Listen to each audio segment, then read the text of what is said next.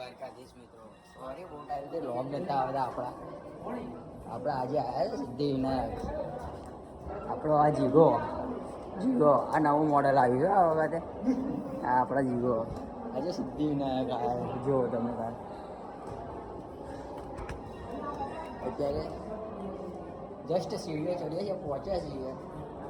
હા, બહુ દિવસથી લોગો નતા આવતા આપણે એટલા એના માટે સોરી.